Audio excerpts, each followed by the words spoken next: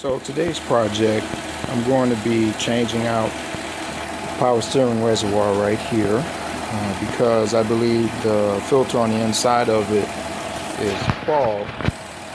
When I turn the wheel, which you'll hear right now,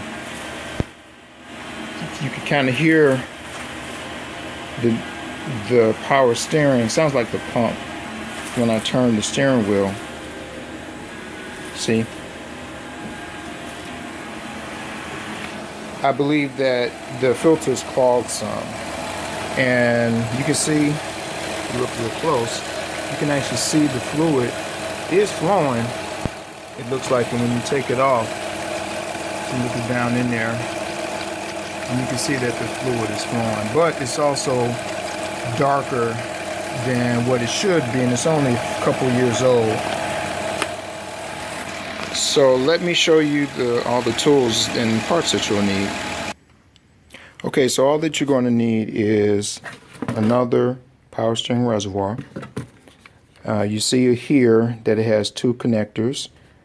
This one right here is the hose that goes to the actual power steering pump, and the smaller one here is the return hose.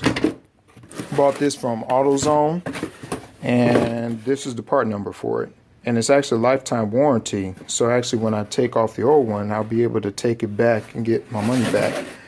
You'll need at least, in my case, because I'm actually going to flush out all of the transmission fluid slash power steering fluid. This is what I use in there. This is ATF4, which is the same fluid that I use in the transmission. I'm gonna, if I remember right, I think it takes maybe 1.5 quarts. I don't remember, but I have 3 here. You're gonna need an empty container so all of the old fluid can flow into here. I have some wheel bearing grease here. This is going to be for when I take some rubber hoses off, so this way it'll be easier to reinstall them. I have my gloves. I have a clamp here. This is going to hold the return hose in the bottle here so that it won't fly everywhere. Screwdriver for one of the hose clamps. I have a regular 1/4 on this side and another 3/8 driver here. I have a smaller 1/4 one because there's a nut on the bottom here that you just have to unscrew. And with this limited space, it's just easier to use this one here. And you need a 10mm socket. All right, so let me go ahead and get started. So I guess I can show you. So basically what I'm going to be doing is I'm going to be disconnecting this hose here. This is the return hose. Further in the back, let me get my light here. Right here is the hose that's going to the power steering pump, and I'm going to take off these hoses here, these vacuum hoses here. Okay. All right. Okay. I don't have a tripod, so I'll just have to show you in stages. Be right back. Okay. Just remember something. I forgot. Turkey baster and a funnel. Turkey baster is to remove as much of the fluid out of the inside of the reservoir as I can before I disconnect the hoses. And the funnel, this is what I use when I'm discarding old fluid. That's why you see it's all messed up on the inside. That'll make it easier for me to pour it in there. Okay. All right. So I got the old one out, and what I did was actually didn't make that much of a mess, which is because I've changed this out before, so I kind of knew what to expect. But you see here with the return hose to the pump, I actually took, this is a rubber cap. I'll show you, like this one here. You know, it's like a vacuum in cap where you want to cap off something. So I stuck that in there because fluid will come out of here. And then in the return hose to the power steering reservoir, I just stuck a spark plug in there so that one wouldn't drip.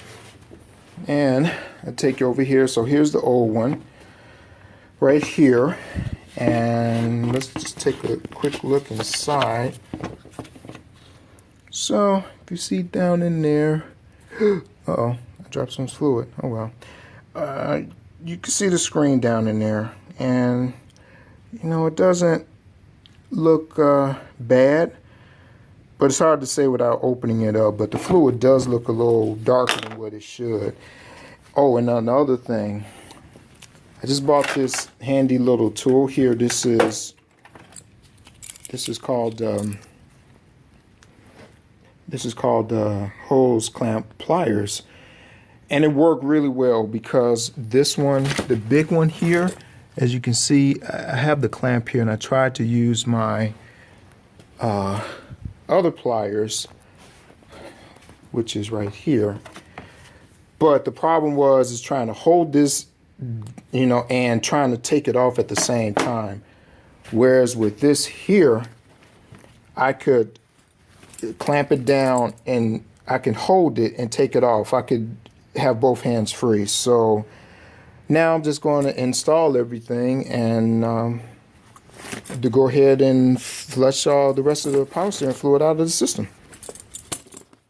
I forgot to show you one more thing. This right here, that's that screw that you just have to untighten, which is what this slides into. So it goes down like this in there. Okay, so I have the new reservoir in, which you can see.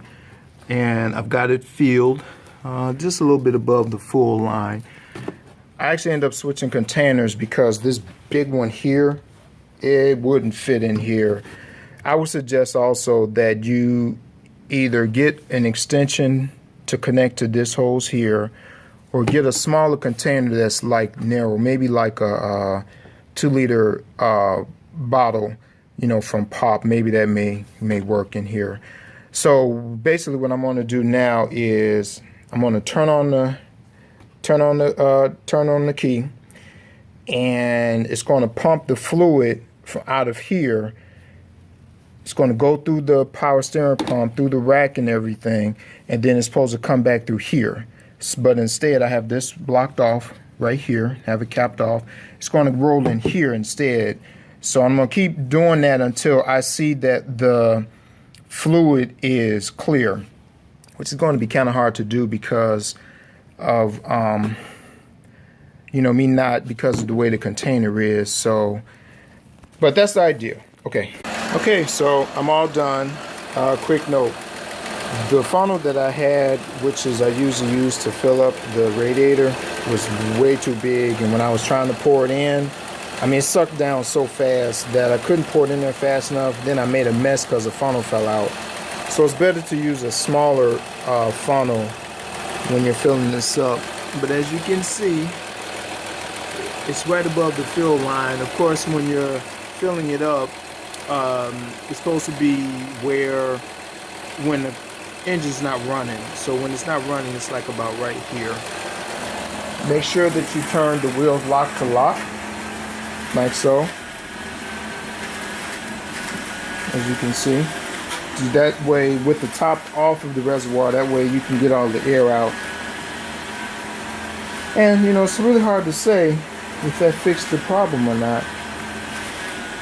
I don't really hear the noise as much, but when I drive it, I'll be able to tell you. So ideally it takes about an hour to do it, as long as you don't make a mess. I think I spend more time cleaning up my mess.